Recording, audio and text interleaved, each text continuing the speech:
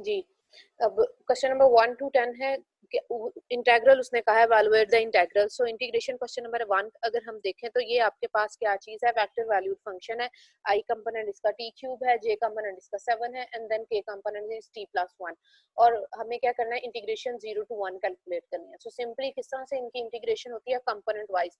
आई component पे आप separate integration ले लोगे, देन j पे प्लस करके लोगे, देन k पे लोगे।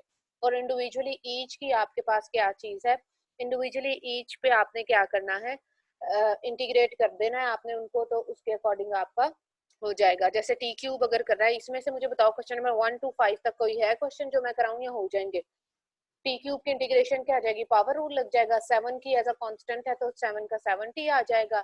इसी तरह से t प्लस 1 है तो t स्क्वायर ओवर 2 आ गया और प्लस 1 की t आ गई। मुझे इनमें से क्वेश्चन बताओ कौन से वाला कराऊं, या आगे चले एप्लीकेशंस पे आ जाएं जो टेक्निकल पार्ट है। तो मैम वो एप्लीकेशन वाले ही करवा दो। एप्लीकेशन वाले पे चले जाते हैं। 1 to 10 में से कुछ लग रहा है कि मुश्किल है? मेरा नहीं ख्याल कि इसमें से, अब कैलकुलस में ऑलरेडी आप पढ़ चुके हो इनकी इंटीग्रेशन, तो ये इनकी आनी ही चाहिए। हाँ, अगर कोई क्वेश्चन नहीं होता, मोइन और अमार भी प्लीज बोल ले, नहीं भी पढ़ के आए हुए तो बता दो। अगर 1 to 10 में से देख नजर आ रहा है बुक के क्वेश्चन, तो 1 to 10 अगर आपको उनको लग रहा है, या इवन नताशा या किसी का भी कोई भी लग रहा है कि मैम क्वेश्चन नंबर 1 to 10 को ये करवा दें, तो मुझे बता दें, मैं करा दूंगी। नो मैडम, ये एप्लीकेशन वाले करा दें, थोड़ा मुश्किल होता है अच्छा बनाना की। ठीक है। सो टोटल मैंने अभी देखा था, हमें क्या करना है, हमें टोटल क्वेश्चन मैंने जो देखे हैं जो आप लोगों को करने हैं, ये इनिशियल वैल्यू प्रॉब्लम्स, हमने करने हैं। क्वेश्चन नंबर एक्सरसाइज 15 to 16 तक आपके पास ये दिए हुए हैं। सो किस तरह से ये चीज दी हुई है, हमारे पास r as a position vector जब आप लेते हो, then derivative of r gives you the velocity, and velocity का डेरिवेटिव आपको क्या दे देता है, एक्सेलरेशन दे देता है। सो dr, अगर क्वेश्चन नंबर 11 आप देखते हो तो डिफरेंशियल इक्वेशन, अब इसको मैं जरा लेक्चर पहले बताती हूँ कि किस तरह से ये हुआ। लेक्चर वाले क्वेश्चन ही थे ये। लेक्चर में आपको ये दिया हुआ था एग्जाम्पल नंबर 3। एग्जाम्पल नंबर 3 में अगर हम इसको मैक्सिमाइज कर लें, एग्जाम्पल नंबर 3 में ये था आपके पास एक्सलेशन दिया हुआ है। अगर लेक्चर पढ़ा है तो फिर वो वाले क्वेश्चन करना इजी है। इसमें इसने क्या किया है, स्टेटमेंट के थ्रू बताया हुआ है, वहां पे डायरेक्ट जस्ट वैल्यूज दी हुई है इस तरह से कि अगर हम, यहाँ उसने बताया है कि क्या चीज है, आपके पास एक्सलेशन जो बॉडी मूव कर रही है उसका एक्सलेशन ये है, और साथ में इनिशियल कंडीशन बताई है। इनिशियल कंडीशन मीन आपको पर्टिकुलर टाइम के साथ, क्योंकि एक्सलोरेशन किस पे डिपेंडेंट है, इंडिपेंडेंट वेरिएबल यहाँ पे टाइम है और एक्सलोरेशन आपके पास डिपेंडेंट वेरिएबल है। और इंडिपेंडेंट वेरिएबल के अकॉर्डिंग इनिशियल कंडीशन वो ये बता देता है कि जब आपका एक्सपेरिमेंट स्टार्ट हुआ था तो particular time t equal to 0 पे आपके पास उसकी पोजीशन ये थी, और इसी तरह से वो वेलोसिटी की भी कंडीशन बता देता है। अब यहाँ पे एक चीज ये आपको नोट करनी है, तो आपको फाइंड आउट क्या करना है, पोजीशन फाइंड आउट करनी थी r ऑफ t। कैसे किया था, a गिवन है, तो a से t पे जाने के लिए आपको, जो आपने फर्स्ट पार्ट किया था r से आप a पे गए थे, तो किस तरह से हुआ था, r का वन टाइम डेरिवेटिव लिया तो वेलोसिटी आई, देन अगेन आपने डेरिवेटिव लिया तो आपके पास एक्सप्रेशन आ गया। सो ऑपोजिट वे है इंटीग्रेशन, आपके पास एक्सलेशन से आपने वेलोसिटी पे जाना है तो one time integration, and then velocity से r पे जाने के लिए अगेन आपको इंटीग्रेट करना पड़ेगा। So directly from a to r jump up अगर आप करना चाहते हो तो a to r jump up करने के लिए ट्वाइस इंटीग्रेशन आपको करनी है। सो और ट्वाइस इंटीग्रेशन में ये जो कंडीशंस है, एक्स्ट्रा इन्फॉर्मेशन, वो जो आप इंटीग्रेशन करके कांस्टेंट c ऐड करते थे, वो कांस्टेंट c आपको हेल्प आउट करेगा ये वाली इंफॉर्मेशन फाइंड आउट करने के लिए। ये हम देख लेते हैं क्वेश्चंस। ये थे ये लेक्चर में क्वेश्चन के ये गिवन है और ये जो इन्फॉर्मेशन उसने बताई हुई है। अब ये जो अभी मैंने एक्सरसाइज वाला क्वेश्चन ओपन करके दिया ना, जिसमें उसने कहा है सॉल्व द डिफरेंशियल इक्वेशन, उसने ये स्टेटमेंट नहीं दी, ये जो आपने स्टेटमेंट पढ़ के हमने ये लेक्चर में ये पोर्शन लिखा था ना, उसने ये डायरेक्ट आपको ये पोर्शन दे दिया। तो स्टेटमेंट में आपने वर्डिंग पढ़ के किया था, करना वही वाला काम है जो इस क्वेश्चन में किया हुआ उसने। अब इस जो क्वेश्चन नंबर 11 to 16 है वो उसमें ये किया है कि ये पोर्शन आपको दे दिया है और ये साथ में इनिशियल कंडीशंस बताई हुई हैं, और जिस तरह से ये पैटर्न पे लग के हुआ है हम रिकॉल कर लेते हैं कि ये कैसे हुआ था। एक्सलेशन का इंटीग्रेशन ली थी तो ये आपके पास वेलोसिटी आ गई। वेलोसिटी आ गई किस तरह से, वापस अगर आप ऊपर जाते हो तो ये एक्सलेशन है, एक्सलेशन का जब आपने इंटीग्रेशन लिया तो cos t की क्या आ जाएगी sin t, and then sine का आ जाएगा माइनस cos t और प्लस 2t, एंड देन एक आपके पास एक कांस्टेंट ऐड होगा, हम देख लेते हैं ये यही आया। तो ये जो कांस्टेंट C1 है इसके लिए आपको फाइंड आउट करना था, ये C1 आपको फाइंड आउट करने के लिए वो जो ऊपर information as a initial condition दी हुई है वो यूज करोगे। किस तरह से यूज हुई थी ये पता चल गया था, ये कैसे यूज किया है। इस वाली साइड लेफ्ट साइड पे v की जगह v की वैल्यू डाली, और जो राइट साइड है वहां पे आपका एज अ वेरिएबल t पड़ा हुआ है, तो t की वैल्यू डाल दोगे। t की वैल्यू क्या है, यहाँ पे t की वैल्यू उसने बताई हुई है कि t 0 है, तो t0 इस साइड पे t0 सब्स्टिट्यूट कर दोगे, और इस साइड पे आप जो v की वैल्यू वो ये सेम उसी पैटर्न पे चला जैसे हम कैलकुलस में क्वेश्चंस करते होते थे कि हमारे पास अगर f डैश या f की इंटीग्रेशन दी हुई है और फिर f की इनिशियल कंडीशन ये इस तरह से बताई हुई होती थी कि x की वैल्यू लेट से अगर कोई पैराबोला था तो लेट से x की वैल्यू 2 पे फंक्शनल वैल्यू क्या है 4। तो हमने क्या करना है, अगर कोई वैल्यू इस तरह से फाइंड आउट करनी होती थी तो f ऑफ x की जगह ये 4 पुट हो जाएगा, और जहां जहां पे x है वहां पे 2 पुट होगा। सो ये सेम ये यहाँ पे भी वही काम है कि ये v था, v की वैल्यू है 3j, तो v की जगह पूरी की पूरी जगह पे ये वैल्यू पुट हो गई, और इस साइड पे t वेरिएबल है तो t वेरिएबल की जगह ये जो वैल्यू बताई हुई है उसने जैसे ही आप डालोगे इसको सिंप्लीफाई करोगे तो ये आपको आंसर दे देगा इस कांस्टेंट c का। इसी तरह से c की वैल्यू आ गई, इस केस में 0 आंसर आया था, ये वेलोसिटी बन गई थी आपके पास। और वेलोसिटी से फर्दर आपको करने के लिए एक्सेलरेशन करने के लिए सॉरी r चाहिए, तो अगेन वेलोसिटी को आपने डिफरेंशिएट किया, सेम दूसरी कंडीशन आपने यूज की। ये वेलोसिटी थी, वेलोसिटी पे जाना आपको r पे था, तो आपने दोबारा से जब इसको इंटीग्रेट किया तो एक नया कांस्टेंट c2 ऐड, आप हमेशा करते हो कांस्टेंट। तो अब c2 चाहिए था, तो जो दूसरी वाली कंडीशन उसने बताई हुई है कि इनिशियल टाइम t पे उसका r वैल्यू ये है, तो अब उसी तरह से सेम जैसे पहले हमने किया है कि r की जगह r की वैल्यू डाली, t को रिप्लेस किया 0 और सिंप्लीफाई करके c 0 कर दिया। होपफुली अब ये रिकॉल हो गया होगा, हम उस पर चले जाते हैं। इसी तरह से ये क्वेश्चन भी था, क्वेश्चन नंबर 8 भी। तो अब आते हैं वापस हम क्वेश्चन पे।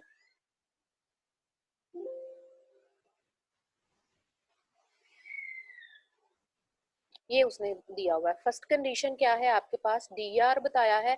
सो इस केस में अब आपको क्या करना है, ये है आप हाईलाइटेड शो हो रहा है कि हाईलाइट किया हुआ जो मैंने पोर्शन स्क्रीन पे आपको। Yes ma'am.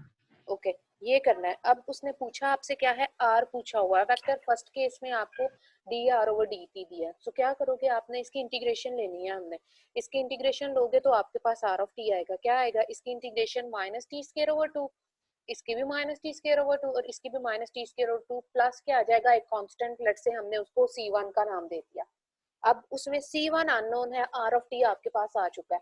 अब c1 फाइंड आउट करने के लिए आप क्या करोगे, ये वाली वैल्यू r की जगह आप वैल्यू कौन सी डालोगे, जो राइट साइड है बेसिकली r की जगह आप रिप्लेस कर दोगे ये value i plus 2j plus 3k, और जो लेफ्ट साइड पे जो t वाली वैल्यू है t की जगह आप क्या डालोगे 0, जहां जहां t आ रहा है वहां 0 डाल दोगे, तो वो आपको c की वैल्यू दे देगा और रिजल्टेंट आप उसमें डाल दोगे।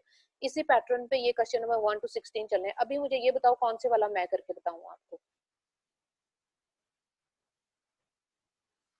क्वेश्चन नंबर 11 to 16 आपको कौन से वाला मैं करवा दूं, देख लो। मैडम 15 करा लो। क्वेश्चन नंबर 15 ऐसे ही रैंडमली मुंह उठा के बता दिया, या देखो तो सही उसका एक्सप्रेशन, जस्ट एक फैक्टर इन्वॉल्व है उसमें -32, जो टेक्निकली मैम चल रहा है वो वाला क्वेश्चन बताओ, या ऐसे ही देखा मैम पूछ रही है तो ऐसे ही चलो कोई भी बता देते हैं, पढ़ के तो हम आए नहीं है। नो मैडम, ये इधर इंटीग्रेशन वाला दे दोगे मैंने कि dr ओवर dt जो इनिशियल कंडीशन में है, ये समझ नहीं आया। अच्छा चलो ठीक है। अब क्या चीज है इसमें, एक तो क्वेश्चन हम नोट डाउन कर लें कि सेकंड डेरिवेटिव है, सेकंड डेरिवेटिव -32 है, और जब आप फर्स्ट टाइम करोगे तो हमारे पास ये वाली ये वेलोसिटी देती होती है जो नीचे वाली कंडीशन है dr ओवर dt। तो वेलोसिटी एट t0 क्या है 8i प्लस 8j, और ऊपर -32k है। ठीक है, हम न्यू शेयर पे जाते हैं, बोर्ड पे क्वेश्चन कर लेते हैं।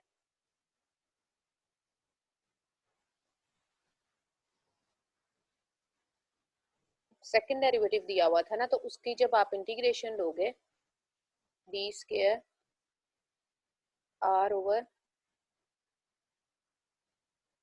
dt स्क्वायर है, किसके इक्वल था 8k के। -32 के 32 के, ठीक है, ये था 32 के माइनस में। माइनस में है, ओके। तो अब इसकी जब आप इंटीग्रेशन करोगे, अब मैं यहाँ लिख नहीं रही, करना क्या होता है, इधर भी D R over D T कर दिया और इधर भी इंटीग्रेशन आ गई,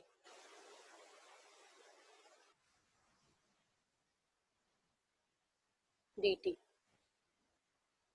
तो ये क्या बन जाएगा, D R over D T, double integration है ना, सॉरी डबल डेरिवेटिव था, तो वंस इंटीग्रेशन लेने से क्या रह गया, सिंगल डेरिवेटिव। और यहाँ पे क्या आ गया, माइनस 32t के n प्लस एक कांस्टेंट वेक्टर ऐड होता है। वैसे जब आप इंटीग्रेशन रियल वैल्यूड फंक्शन की करते थे तो कांस्टेंट एक रियल नंबर ऐड होता था। यहाँ पे जो कांस्टेंट आप ऐड करते हो ये वेक्टर है, और हमेशा जो बुक पे आप देख रहे हो ना, बुक पे उसने बोल्ड करके लिखा हुआ। तो अब जब आप पेपर में लिखोगे, आप हमेशा नीचे क्या करोगे, मार्क लगाओगे। ये चीज याद रखनी है, ये कांस्टेंट जो है ये क्या चीज है, ये यहाँ पे वेक्टर है, वेक्टर कांस्टेंट है। तो वो आप जब आप पेपर में लिखोगे तो आपने वेक्टर का साइन डालना है यहाँ पे, ठीक है। अच्छा जी, अब हमें क्या चाहिए, ये C1 चाहिए फर्दर R को कैलकुलेट करने के लिए।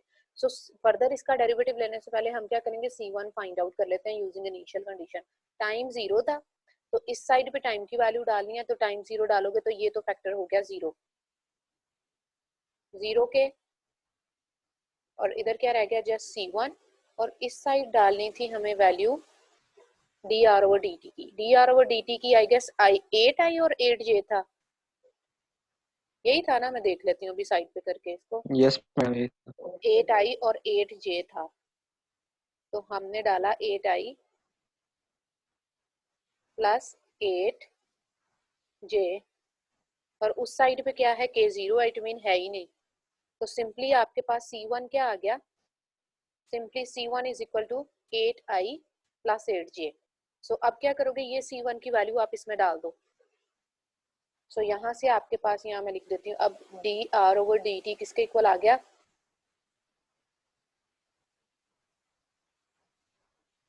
D R over D T आ गया आपके पास 8i, क्योंकि आई कंपोनेंट आप पहले लिखते होते हो ना यूजुअली, अरेंज करके मैं डायरेक्ट ही लिख रही हूँ। C1 की वैल्यू आप डालोगे, देन हमने क्या किया, 8j माइनस 32t के। अब फर्दर क्या है, हमें चाहिए R। R के लिए अगेन आप क्या करोगे, इंटीग्रेट करें both side, integrating both sides.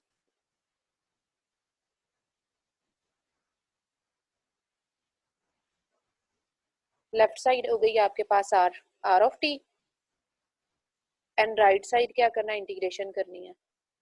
Integration करोगे तो 8 का क्या आ जाएगा, 8t i, कुछ था ही नहीं, लेक्चर 25 मिनट्स का था, थोड़ा सा देख के आते तो मुझे भी लगता कि अच्छा चलो पढ़ के आए हो आप लोग। मुश्किल है मुझे बताओ, मुइन आपके लिए, मार के लिए तो बिल्कुल भी मुश्किल नहीं था, सारा पढ़ के आई है। आप लोग भी देख लेते, जस्ट एक नजर देख के आए होते तो आपको आ जाना था। टी स्क्वायर की टी की इंटीग्रेशन करोगे तो क्या आएगा, टी स्क्वायर ओवर 2, 32 से कैंसिल आउट होके गिव्स यू 16 टी स्क्वायर। और ये जो बाद में एंटर हो रहे हैं ना, अभी जिनकी मैंने एक्सेप्ट की है, वासे है, ये वलीद लोग, और आप लोग टाइम पे आया करो। जब एक दफा टाइम हो गया, टाइम टेबल आपको पता है 11 बजे क्लास होनी है, तो आप लोग फिर लेट आने का तो पॉइंट ही नहीं बनता। अब क्या करना है, C2 की वैल्यू यहाँ से, अब आपको R आ चुका है, जस्ट एक इसमें अननोन है C2 की करने के लिए फर्दर जो दूसरी वाली कंडीशन उसने दी हुई थी ना, अब वो डालोगे और उससे C2 की वैल्यू आ जाएगी, और इसमें सब्स्टिट्यूट कर दोगे करके, जैसे अभी ये वाली करके फाइंड आउट किया, हो जाएगा। आप मोइन हो जाएगा क्वेश्चन, यस मैडम, हो जाएगा। और सारा समझ आई है, महनूर और आप लोगों को नताशा समझ आई है? Yes ma'am. हो यस जाएगा, मैम। ये C2 की वैल्यू आ जाएगी। ये जी हम देख लेते हैं, मैं बोर्ड साइड करके देखती हूँ। C2 की उसने वैल्यू आपको बताई हुई है, टाइम 0 जब है तो R उसने बताया कि 100 के है, इधर मैं डाल के बता देती हूँ। 100 के इधर पुट हुआ, 100 के इधर डाला और t 0 है। जब t 0 डालोगे तो i भी वैनिश, t भी j भी वैनिश कंपोनेंट, क्योंकि t की इन्वॉल्वमेंट t 0 डालने से सारा कुछ वैनिश हो गया। सो यहाँ से c2 की वैल्यू क्या बन गई आपके पास 100 के। और अब आपने 100 के क्या करना है, इस वाले में डाल देना है। This one is your final r of t। Done हो गया? ठीक है, समझ भी आया मोइन या नहीं समझ आया? अभी बता दो क्लियरली। मैम आ गया समझ। आ गया समझ। चलो वापस बुक पे चलते हैं। मैम अगर आप थोड़ा सा क्विक रिव्यू दे दें तो वैसे मुझे आया है समझ, लेकिन अगर सिर्फ क्वेश्चन से और यहाँ तक जो भी सॉल्व किया उसका एक जनरल रिव्यू दे दें, समरी जनरल। टाइप। लेट क्यों आए वैसे?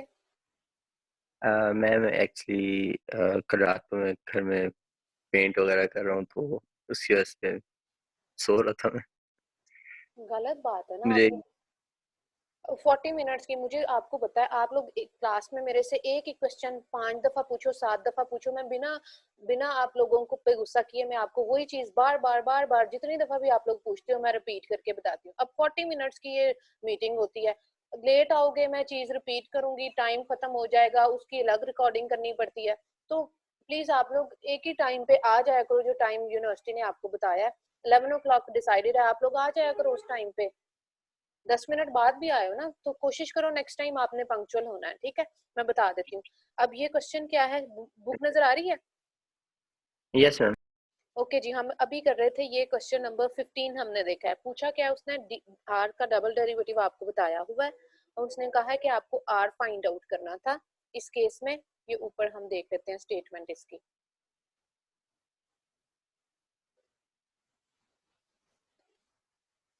उसने ये आपको solve the initial problems, initial value problems आपको उसने कहा है कि सॉल्व करके देना है फॉर आर। आर आपको, आर क्या है, r as a vector function of t आपको फाइंड आउट करना है। क्या दिया हुआ है उसके लिए, डबल डेरिवेटिव ऑफ आर दिया हुआ है आपको और इनिशियल कंडीशन उसने बताई है कि r at time t zero, r of zero mean time zero, time zero पे आर की वैल्यू क्या है 100 k, and first derivative of r at t is equal to 0 is 8i plus 8j। So करोगे क्या, जाना किस पे है, डबल डेरिवेटिव आर दिया है, जाना आर पे है, पर्टिकुलर आर दिया हुआ है जस्ट टाइम टी। आपको क्या चाहिए, eight any time T R चाहिए। तो किस तरह से जाओगे, ये डबल डेरिवेटिव था तो वन टाइम इंटीग्रेशन लोगे तो D R over D T आ जाएगा, और अगेन आप इंटीग्रेशन लोगे तो आपके पास क्या चीज आ जाएगी, आर आ जाएगा। तो यही काम हमने किया है। हम वापस व्हाइट बोर्ड पे जाते हैं, वहां मैंने क्वेश्चन सॉल्व कराया था। ये दिया हुआ था डबल डेरिवेटिव ऑफ आर किसके इक्वल है -32 के। तो वन टाइम आपने इंटीग्रेट किया तो -32 की इंटीग्रेशन क्या आ जाएगी, -32 के प्लस एक कांस्टेंट c1, क्योंकि इनडेफिनेट इंटीग्रेशन है ना। इनडेफिनेट इंटीग्रेशन मीन आपके पास लोअर लिमिट अपर लिमिट नहीं दी हुई। अब जब नहीं दी तो आप एक कांस्टेंट ऐड करते थे जब आपके पास रियल वैल्यूड फंक्शन होते थे, रियल वैल्यूड फंक्शन के केस में। अब यहाँ पे वेक्टर वैल्यूड फंक्शन है तो वहां पे हम एक constant c real number add करते होते थे। ये c जो था r को बिलोंग करता होता था उस केस में, वेक्टर वैल्यूड फंक्शन के केस में। अब यहाँ पे ये जो c है ये चीज आपको याद रखनी है, ये एक वेक्टर है। ये नोटेशन डालोगे, जब लेक्चर्स आप देख रहे होगे स्लाइड्स पे उसने बोल्ड करके लिखा हुआ है, तो बुक पे जब वो लिखता है तो बोल्ड करके लिखता होता है वेक्टर नोटेशन। जब हम पेपर में आप जब सॉल्व करोगे तो आपने क्या करना है, नीचे बोल्ड नहीं करते होते, हम उसके बार लगा देते हैं कि ये वेक्टर शो करने के लिए उसको, ठीक है? तो ये c1 आ गया, ऐड हो गया। अब यहाँ पे dr और dt आ गया था, यहाँ पे c1 अननोन है हमारे पास, के c1 पहले फाइंड आउट करोगे। किस तरह से करोगे, वो जो इनिशियल कंडीशन दी हुई थी, इनिशियल कंडीशन ये बताई हुई थी कि dr over dt at time t0 किसके इक्वल है 8i plus 8j k. So dr over dt की वैल्यू इसकी जगह ये जो कंडीशन दी थी वो डाली, और टाइम t की जगह यहाँ पे इस इक्वेशन में t की जगह जब आपने 0 रिप्लेस किया तो ये कंपोनेंट बन गया 0 के, और c1 एज इट इज आ गया यहाँ पे। तो यहाँ से c1 की वैल्यू क्या आ गई, 8i प्लस 8j। तो ये वैल्यू आप क्या करोगे, इसमें सब्सटीट्यूट कर दोगे तो आपके पास dr ओवर dt किसके इक्वल आ गया, 8i plus 8j minus 32k। Clear हो गई बात यहाँ तक? देन हमें चाहिए क्या Yes. था, r चाहिए था। तो अगेन आपने इस वाली चीज को इंटीग्रेट किया, इंटीग्रेट करोगे तो ये r ऑफ t आ गया, और ये वाली साइड की इंटीग्रेशन क्या आएगी, 8 की इंटीग्रेशन 8t आ गई, 8 की अगेन 8 जे कंपोनेंट की भी वही आ गई, एंड देन -32 टी था तो टी की इंटीग्रेशन आ जाएगी टी स्क्वायर ओवर 2 32 से कैंसिल आउट होके 16 आ गया टी स्क्वायर के। और अगेन आपके यहाँ पे भी आपकी ये क्या थी, इंडेफिनिट इंटीग्रेशन है, तो आपने कांस्टेंट ऐड करना था। ऑलरेडी एक कांस्टेंट वेक्टर ऊपर c1 ऐड किया हुआ है, तो हमने नया नाम रख लिया c2 का। सो अब ये c2 अननोन था, r ही फाइंड आउट करना था, इसमें c2 अननोन है। उसके लिए हमने क्या किया, वो जो दूसरी कंडीशन उसने बताई हुई है, दूसरी कंडीशन ये थी कि आपके पास जब r ऑफ t टाइम 0 है, तो उस टाइम पे उसने बताया कि at t 0 r of t is 100 k. So r की जगह r की वैल्यू डाली और t की जगह ये सब्स्टिट्यूट किया। जब t की जगह 0 डाला, ये फैक्टर भी 0, ये भी 0, ये भी 0, जस्ट ये साइड रह गई। सो c2 इज इक्वल टू 100 के, और ये आपने वापस सब्स्टिट्यूट उसमें कर देना, तो ये आपके पास r ऑफ t आ गया। अभी क्लियर है? Yes ma'am, perfect. ठीक है, इतना कोई मुश्किल टॉपिक था ही नहीं ये वाला। अभी एक दो क्वेश्चन हमने और करने हैं तो बस हो जाएगा हमारा डन ये पार्ट। वापस बुक पे चले जाते हैं। ओके जी, ये क्वेश्चन नंबर 11 to 16 ये है। टोटल इस एक्सरसाइज के हमने 18 क्वेश्चंस करने हैं। सो ये रह गए हैं 2। अब ये वही वाली हैं जो मैंने स्टार्टिंग में लेक्चर ओपन करके आपको बताए थे। अब थोड़ी सी वेरिएशन इसमें ये आई है कि वहां पे उसने वो आपको एज अ एक्सप्रेशन दिया हुआ था, यहाँ पे हमें फंक्शन खुद से बनाना पड़ेगा। हम क्वेश्चन पढ़ के देख लेते हैं कि क्या चीज है। At time t equal to 0 a particle is located at a point 1 2 3, ये पॉइंट उसने बताया। सो बेसिकली क्या चीज आया, अगर r हमें r क्या चीज देता है, पोजीशन देता है।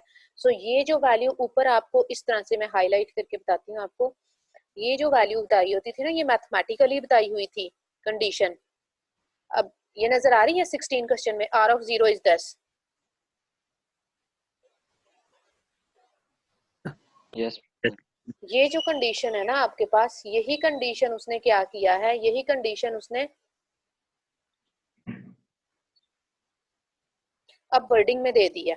At time t 0 a particle is located at this.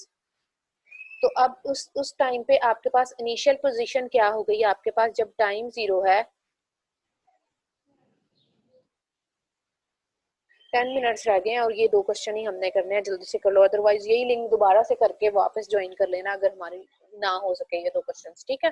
So r of t is equal to 0, अगर इससे लिखना चाहते हो तो r ऑफ 0 क्या आ जाएगा, ij plus 2 sorry 1i plus 2j plus 3k। It travels in straight line to the point. अब ये चीज, अब ये क्या करेगा, ये इनिशियल पॉइंट है, और ये क्या चीज है, जब ये फर्दर उसने पॉइंट आपको वर्डिंग पे आपको फोकस करना है कि क्या चीज है, ये वर्डिंग आपको डायरेक्शन दे रही है, एंड हैज स्पीड 2। सो यहाँ पे उसने क्या किया, आपको v बता दी। अगर आप v निकालना चाहते हो तो v किस तरह से आएगा, वेलोसिटी का एक तो वे ये था कि dr ओवर dt की फॉर्म में देता, दूसरा वे ये भी था, अभी हमने 12 में भी, चैप्टर 12 में भी पढ़ा था और 13 में भी एज एप्लीकेशन में, कि वेलोसिटी को एज अ हमने अगर लिखना हो कि right the velocity in term of product of speed and direction. तो यहाँ पे वेलोसिटी आप किस तरह से लिखोगे, स्पीड सेपरेटली लिख लोगे, और ये इनिशियल पॉइंट है, ये फाइनल पॉइंट है, और ये आपको क्या करेगा, डायरेक्शन देगा। Final point minus initial point करके आप वेक्टर कंस्ट्रक्ट करोगे। किस तरह से बन जाएगा वेक्टर, वेक्टर बनेगा 4 - 1 3i, 1 - 2 -j and 4 - 3 is k। तो ये जो वेक्टर आएगा ना, लेट से हमने उसका नाम कुछ भी रख सकते हो, लेट से a रख लिया, तो अब a की जो डायरेक्शन है, a की डायरेक्शन कैसे आएगी, उसकी मैग्नीट्यूड आप फाइंड आउट करोगे, मैग्नीट्यूड से डिवाइड करा के डायरेक्शन ले लोगे। ये डायरेक्शन बन गई और स्पीड क्या है, 2 है, तो 2 इंटू वो जो भी यूनिट वेक्टर आ रहा होगा उसका product at 1 2 and constant expression, ये एक्सप्रेशन भी बता दिया उसने। अब एक्सप्रेशन कांस्टेंट है, it mean a of t जो है, जैसे ऊपर जो क्वेश्चन अभी हमने किया था उस केस में भी आपका एक्सप्रेशन कांस्टेंट ही था। ये डबल डेरिवेटिव r कांस्टेंट ही है ना, ये पड़ा हुआ -i plus -j and -k। तो ये कांस्टेंट कांस्टेंट नहीं होना था अगर कोई t वेरिएबल इन्वॉल्व होता। तो ये आपके पास आ गया expression. Find an equation for the position vector r, वही वाला ऊपर वाला ही काम करना है, जस्ट अब वर्डिंग में। अब यहाँ पे करोगे क्या, जो गिवन इन्फॉर्मेशन है आपको यहाँ पे टारगेट एक्स्ट्रा ये है कि आप अगर ये जो ऊपर जो क्वेश्चन नंबर 11 to 16 तक थे, ये जो मैथमेटिकली आप इक्वेशन में राइट कर लेते हो, अगर ये जो गिवन डाटा है आप इसको इस वाली फॉर्म में लिख लेते हो तो फर्दर काम वही है जो ऊपर किया। तो अब क्वेश्चन नंबर 17 और 18 में मैं आपको बताऊंगी जस्ट कि ये कैसे ये वाली इक्वेशन बनाई है हमने ऊपर वाली, और बाकी का काम आपका हो जाएगा। Yes ma'am. मैडम चलो ये 17 क्वेश्चन में हमें ये कह रहा है कि एक्सेलरेशन गिवन है, एक्सेलरेशन से हम स्पीड ही निकाल सकते हैं? अगर इसका बिल्कुल इंटीग्रेशन ले तो इसकी यही स्पीड नहीं इसी निकल की आएगी? करोगे ना, इसी की एक्सप्रेशन लोगे ना। इसका जब आप एक्सप्रेशन लोगे तो वो आपको स्पीड देगा। उसमें एक अननोन, जैसे अभी ऊपर किया, उसमें एक अननोन इन्वॉल्व होगा, क्या चीज आ जाएगी, 3t minus T plus T के प्लस C1 आएगा। अब वो C1 भी तो फाइंड आउट करना था ना, तो C1 के लिए तो ये इनिशियल कंडीशन ही तो उसने दी है वेलोसिटी की। उसने क्या कहा है, it travelled in straight line to the point this has speed two at 1 2 3। अब what is the 1 2 3 point? 1 2 3 point is your initial point, initial point been at time t0 the speed is this. उसने particular speed दी है आपको, उसने general at any time t speed नहीं दी आपको, उसने स्पीड जो 2 दी है और ये जो इन्फॉर्मेशन दी है उसने इनिशियल वाली दी है, जो ये ऊपर एज अ ये मैथमेटिकली लिखा होता था dr/dt at t is equal to 0 is this. तो उसने यही चीज इन्फॉर्मेशन आपको वर्डिंग में दे दी है। ठीक है मैडम। समझ आ गई बात? पता चला है यस मोइन या मैम। नहीं पता चला? उसने भी आपको डायरेक्ट प्रॉपर पूरा एट एनी टाइम टी नहीं दिया, उसने कहा है कि has speed at 1 2 3 and 1 2 3 is the initial point. ऊपर ऊपर ऊपर वाली लाइन में देखो, particle is located eight point 1 through 3 when time is 0। तो ये इनिशियल कंडीशन यस मैम, बताई समझ आ हुई गया। है आपको, समझ आ गई है ना? तो इसी को यूज करके हम करेंगे। ये मैंने सोल्यूशन इसका बना के रखा था कि हम ये, क्योंकि उस पे सॉल्व करना इजी है, अब मुश्किल है थोड़ा सा टेक्निकल। अच्छा जी, हम उस पे चले जाते हैं। कहाँ गया, मैंने सोल्यूशन इधर बनाया था। ये क्वेश्चन नंबर 17 एंड 18 और इसका सोल्यूशन ये पड़ा हुआ है, तो नजर आ रहा है ना, स्क्रीन शो हो रही है आप लोगों को? अच्छा जी, अब फर्स्ट वाली इक्वेशन क्या थी, वही वाला के एक्सप्रेशन आपको दिया हुआ है, कांस्टेंट एक्सप्रेशन है। एक्सप्रेशन ये था आपके पास, तो एक्सप्रेशन को आपने क्या किया, एक्सप्रेशन को थोड़ा सा इसको बड़ा कर देती हूँ। ओके जी, एक्सप्रेशन क्वेश्चन में था 3i माइनस जे प्लस के, तो एक्सप्रेशन ये है, तो एक्सप्रेशन क्या है, बेसिकली dv ओवर dt है। सो अगर आप इसकी इंटीग्रेशन करोगे तो ये क्या आ गया आपके पास, 3ti minus tj plus tk plus c1। अब यहाँ पे c1 की वैल्यू फाइंड आउट करनी है। c1 से पहले आपने वो जो किया था, वेलोसिटी आपको गिवन है in term of speed and direction, तो फर्स्ट ऑफ ऑल तो पहले वो फाइंड आउट करो ना टाइम t0 पे, उसको इन टर्म ऑफ प्रॉपर v निकालो। तो वो इसमें अब ये वो एक्स्ट्रा काम है कि v को हमने एज अ स्पीड, यही स्टेप था ना यहाँ पे। अगर आप करना चाहते हो ये वाला जो स्टेप है, इस वाले कर्सर नजर आ रहा है आप लोगों को स्क्रीन पे? Yes madam. हाँ, ये जो मैं पॉइंट बता रही हूँ ना, फर्दर स्टेप जैसे अभी पीछे किया है हमने करना क्या था, टाइम की जगह 0 डालना था और इधर v की वैल्यू डालनी थी। अब हमें पहले यहाँ पे v हमें दिया हुआ as a term of speed and expression, तो sorry speed and direction. So अब यहाँ अगर डायरेक्ट v ही दिया होता तो हम वो डाल देते, तो उसके लिए ये वाला फर्दर वाला काम करना पड़ेगा जो उसने किया था। Particle travel in the direction of the vector, ये क्या किया उसने, ये इनिशियल पॉइंट था 1 2 3 और ये क्या था, फाइनल पॉइंट। तो अब क्या करोगे, उसकी डायरेक्शन निकाल लोगे। since it travels in straight line at time t0 has the speed 2, so v of 0, ये वो काम किया है जो हमने इसको as a product of ये 2 स्पीड लिखी और ये डायरेक्शन लिखी। कैसे, ये वेक्टर आया था जो डायरेक्शन बताने के लिए यूज होना था, तो वेक्टर की इटसेल्फ मैग्नीट्यूड, हम पूरे का पूरा वेक्टर नहीं यूज करते, सिर्फ डायरेक्शन यूज करते हैं, या उस वेक्टर को हम इस तरह से ले लेते हैं कि उसका यूनिट वेक्टर कैसे बनेगा। अगर इसका यूनिट वेक्टर बनेगा 3i प्लस जे प्लस के का यूनिट वेक्टर बनाना है तो इसकी मैग्नीट्यूड से आपको डिवाइड करना पड़ेगा। यही किया है, स्पीड लिखी 2, साथ में लिखा ये वेक्टर और डिवाइड करा दिया उसकी मैग्नीट्यूड से। डिवाइड, इसकी मैग्नीट्यूड क्या आएगी, स्क्वायर रूट ऑफ 3 का square 9 plus 1 plus 1, so square root of 11 आ गया। तो ये आ गई आपके पास स्पीड। तो इस चीज को अब आप क्या करोगे, ऊपर सब्स्टिट्यूट करोगे। इस वाली लेफ्ट साइड पे आपके पास सारी, आई में भी टी था, जे में भी टी था, के में भी टी था, जैसे ही आपने t0 डाला ये साइड वैनिश होके 0 रह गई, सिंपली क्या आ गया c1। तो उसने क्या किया, इक्वल टू सी इसलिए लिख दिया कि ये इसके equal, c1 is equal to this factor. तो यहाँ से उसने सिंप्लीफाई करके आपको c1 निकाल के दिया। समझ आया है यहाँ तक या नहीं पता चला? आ गया मैडम। मोइन को आ गया है, वैसे आपको पता चला? मैम थोड़ा सी कंफ्यूजन थी। वहाँ पे टाइम इक्वल 0 हो गई, लेकिन ये जो यहाँ से आगे सोल्यूशन हो रहा है जहाँ पे इन लोगों दो वेक्टर्स को आपस में सब्ट्रैक्ट किया है और C1 लिख रहे हैं बेस्ड ऑन वेलोसिटी। तो वेलोसिटी गिवन थी हमें, स्पीड एट t0 इक्वल्स जो 2 गिवन थी हमें। तो यहाँ से confuse हो गया कि हम लोगों ने वेलोसिटी के स्पीड पूरी बेसिकली दोबारा is the magnitude of the velocity and direction किस तरह से आएगी? डायरेक्शन आपके पास initial point sorry final point, initial point ये है 1 2 3, फाइनल पॉइंट ये है। तो कैसे करोगे? फाइनल माइनस इनिशियल करके वेक्टर कंस्ट्रक्ट करोगे।